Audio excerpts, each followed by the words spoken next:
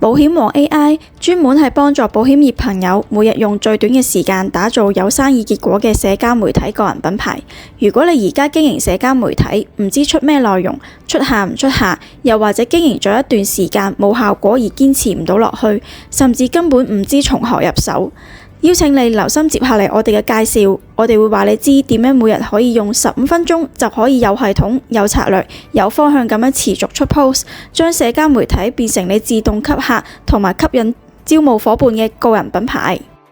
咁大家可以嚟睇一睇我哋呢一個保險王 AI 做出嚟嘅示範帳號，其實佢個效果係點樣咯？咁盧生其實就係完全一個唔係保險行業嘅人啦，咁所以我哋用咗嚟做一個示範嘅帳號。咁你見到佢所出嘅 post 啦、用嘅圖片啦、構圖啦，或者可能每一日出 post 都好穩定，個畫面啊、構圖都係好靚嘅。咁甚至你見到佢寫嘅一啲文案啦，其實都係好吸引嘅，會想俾人了解佢係一個咩人啦。咁其實點解可以做到咁嘅效果？你諗下，我哋每一日可能只係花幾分鐘嘅時間，可以去出到3個 post。咁而你見到我哋經營咗10幾個 post 啦，其實可能我哋只不過可能用咗1日入邊，可能1個鐘內就已經可以排定咗你未來2至3個禮拜嘅個 post。咁究竟呢個咁靚嘅效果，其實係可以點樣做翻嚟呢？咁我哋就入翻去我哋保險王 AI 呢一個嘅畫面啦。咁其實我哋最正嘅一個地方，其中一個就係我哋已經幫你哋已經預設咗係一個金融保險嘅行業啦。其實我哋背後已經用緊一個最先進嘅 AI 去幫你哋讀取緊關於你呢一個保險顧問嘅資料。咁譬如我哋呢度會俾一個地方啦，你可以填入咗關於你自己嘅一個個人簡介啦。咁譬如我哋呢度用咗盧生嚟去做例子啦。咁到時我哋個 AI 助理咧，其實就已經係默默為你做緊功夫啊，已經係讀取緊你嘅資料，了解緊呢個人啦。咁嚟緊佢生成嘅文案咧，其實就會更加貼近到你個風格，知道咗你個心頭好係啲乜嘢啦。係啦，咁下面咧，我哋更加貼心嘅一個位就係已經幫你去 set 定一啲個人嘅風格定位咧，你可以勾選翻關於適合緊你嘅性格傾向啊嘅一啲選擇嘅。咁呢個都係幫助咗 AI 令到更加了解你呢個人，甚至到時你經營緊你成個社交媒體，你個人設、你個品牌定位更加突出，更加係用人哋更加會了解到你係一個咩人。咁第二個好正嘅功能就係關於個人品牌定位啦。咁好多保險嘅朋友咧，喺真係經營社交媒體之前，未必可能好清晰知道其實你想喺保險個行業，或者甚至喺呢個社交媒體入邊雕塑一個點樣嘅形象出嚟，就係你身邊嘅朋友覺得你係一個點樣嘅顧問。咁其實喺定位嗰度可能都會遇到好多嘅一啲問題啦。咁其實我哋呢一度咧就已經好幫你去解決呢個問題，你唔需要特別去揾一個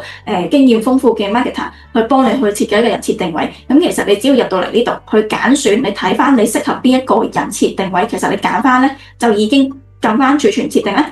係啦，因為我哋每一個身份，每一個品牌背後其實都已經有一個好詳細嘅解釋，你只要去睇翻呢一啲嘅解釋咧，其實你揀翻一個啱你嘅類型嘅，你撳一撳儲存設定，咁撳咗呢個儲存設定之後咧，發生啲咩事咧？咁呢個落嚟就會非常之正啦，就落到嚟好多保險朋友 keep 住一個位就係，我唔知每日幾時出 post， 或者可能有時出下，有時唔出下，點解會發生咁嘅情況咧？就因為我哋冇一個好穩定嘅執行計劃，係啦，咁當你去頭先。你撳咗儲存，你揀咗嗰個個人品牌人設之後咧，我哋去到呢度個人嘅一個執行計劃概覽嗰度，其實已經係根據翻你嗰個嘅人設啦，已經幫你拍咗52週，係啊，冇錯，你冇聽錯，係1年52週嘅一個執行計劃拍咗落去噶啦。咁你見到我哋每一日都有一個任務嘅。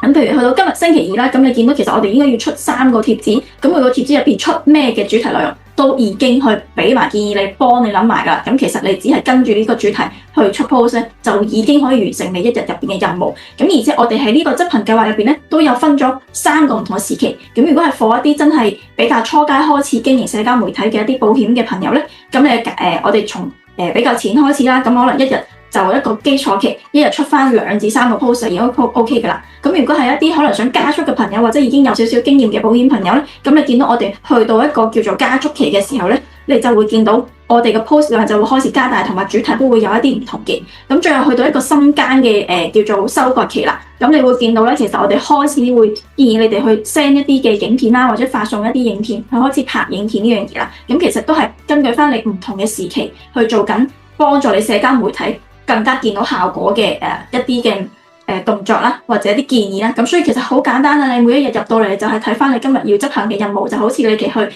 plan schedule 咁樣，睇下你今日要見啲咩客，你跟住去見，咁就其實已經好好地經營到一個非常之成功嘅社交媒體啦。咁落到嚟最後就係，當然我哋講完咁多，前面呢啲全部幫你 set 咗一次之後咧，咁其實你就唔需要再擔心，唔需要每日都去 set 過一次。每一日你入嚟嘅動作就係好簡單，我睇一睇我今日要出嘅係咩主題。跟住咧就好快去翻我哋出貼呢個功能入邊，揀翻你要出嘅主題。你見到我哋好貼心咁樣都幫大家咧 set 咗一個3個模式，你係想出純文字貼文啦、圖片貼文啦，定係影片嘅貼文咧？仲要幫你哋諗下，如果你有靈感，可以點做？如果冇靈感嘅話，可以 AI 點樣去幫你設計多啲靈感出嚟？咁假設而家我就係出緊圖片貼文，再加冇靈感，會發生咩事咧？就係啦，你會見到出現咗好多關於你呢個行業嘅一啲主題建議喎。咁譬如今日我可能要出一啲關於財務自由嘅一啲主題嘅嘢嘅，咁我哋咪揀翻一啲財務自由嘅主題嘅貼紙嚟出咯。咁呢度都係一個好懶人版本，你就只需要輸入好簡單嘅一啲提示或者事件嘅事情啦。咁譬如可能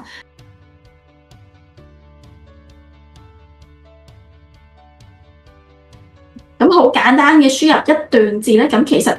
就可以生成一個非常之理想嘅文案。咁大家可以一陣睇到一個結果咧，會係點樣咧？咁下一 part 就係揀翻你想要嘅一個文字特效。如果你想用翻你自己嘅相片嘅話，揀咗一個好基本嘅文字特效啦，上傳翻你嘅圖片。好，咁我哋上傳翻個圖片，打翻你想要嘅句子喺度。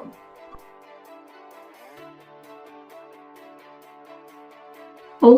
咁其實最後出嚟嘅圖咧就會好靚啦。咁最後咧就係揀翻你要生成嘅平台。好正嘅地方，我哋係可以一次過生成7個平台嘅。咁你可以一鍵發布 Facebook、IG 同埋 Threads 啦。咁其他4個平台咧就係複製貼上嘅發布。咁撳一撳就係，其實 AI 就已經係幫你去根據緊唔同嘅平台嘅演算法啦，去生成緊唔同平台嘅文案啦。咁最正嘅係呢一個位置，你係完全唔需要去自己構思呢一個文案，你只需要輸入一個好簡單嘅一啲補充內容俾佢咧，佢就已經係可以做到唔同嘅文案出嚟噶啦。好，大家好正啊，係咪？見到哇，唔同嘅平台佢都可以幫你諗緊7個平台唔同嘅文案，包括埋你個微信嘅朋友圈，都特登為你去設定咗係一個書面語嚟嘅。咁如果你 check 個如果文案佢都幫你寫得好好喎，點解？佢知道係勞記保險公司咧，同埋點解知道你個背景係點樣？係因為頭先我哋講過喺用戶背景設定嗰度，其實個 AI 已經幫你做咗嘢啦，佢已經係讀取咗、了解咗你個人啦。咁所以你見到佢寫出嚟嘅文案係好貼到你心入邊所想嘅嘢。咁當你覺得哇呢個文案都寫得好好，冇任何修改嘅時候，就可以即刻去排程發布啦。咁你就如果你想排程遲少少先出嘅，咁咪記得揀翻你個想嘅日期啦。咁如果你想即刻而家出嘅，咁你就撳一鍵發布，就可以即時同步發布去晒3個唔同嘅平台啦。咁我哋可以即刻嚟睇一睇先。哇！咁你見到即刻個 post 就已經出咗嘅靚靚嘅 post 喺度啦。咁你見到其他平台都係嘅。咁啊 Facebook、IG 同埋 Threads 全部都係一撳一個掣就已經自動幫你發布咗。其實唔需要好似你每一日咁樣，每一個平台都要 log in 入去再自己手動發布。咁可能呢度都會幫你慳翻唔少嘅時間嘅。咁仲有其他平台你都係好簡單，用複製將個文字複製咗，跟住就可以即刻去翻你嗰個平台度去貼上發布噶啦。咁接落嚟咧，最正嘅一個位咧就係行業資訊啦。咁如果我都知道，可能好多保險朋友咧都會覺得有一啲同行佢個社交媒體做得非常之好嘅，係啦，你又好想去 follow 下佢啊，或者參考下佢，分析下佢其實成個賬號佢出 post 嘅頻率啊，或者佢出嘅主題咧，其實呢度又已經做咗一個叫做秘密偵探咁樣嘅一個功能俾埋我哋，就係行業資訊啦。咁你可以去翻設定呢度 post 一啲你想去追蹤同埋你想去參考嘅一啲同行嘅社交媒體賬號啦，將佢 paste 落嚟之後咧，咁就更加開始監察同行。咁你見到話原來盧生今日出咗咁多個 post 喎，好勤力喎，咁你就可以密切咁樣follow 到你一啲想要參考嘅同行嘅資訊啦。好，咁到咗最後啦，咁梗係我哋有埋一個好詳細嘅數據分析啦。咁譬如你每日出過啲咩嘅 post 啦，佢接觸到幾多嘅人數啦。咁因為由於我哋呢個係一個示範賬號就唔公開嘅，咁所以就唔會有一個真嘅數據翻嚟啦。咁但係你會見到我哋好清晰嘅一個發帖嘅數目啦，同埋觸及人數應該就頭先我自己入去睇過啦，係啦。咁你會見到每日你自己嘅帖子出咗啲咩嘢，其實觸及到幾多人。3個平台嘅數據都會喺晒度嘅，係啦，咁令到你可以嚟緊更加好去跟翻呢啲數據去調整你嚟緊出 post 嘅一啲嘅策略啦。咁你見到我哋成個保險王 AI 咧，其實都係好專門為保險界嘅朋友而設，我哋所有嘅設定都係為緊令到你哋更加有效率、更加精準、更加成功有效果咁得到一啲社交媒體經營 IP 嘅結果翻嚟。咁我今日嘅介紹就嚟到呢一度啦。咁如果有興趣嘅朋友咧，記得去訂閱我哋呢一個保險王 AI 嘅軟件，去真係開始經營你嘅社交媒體啦。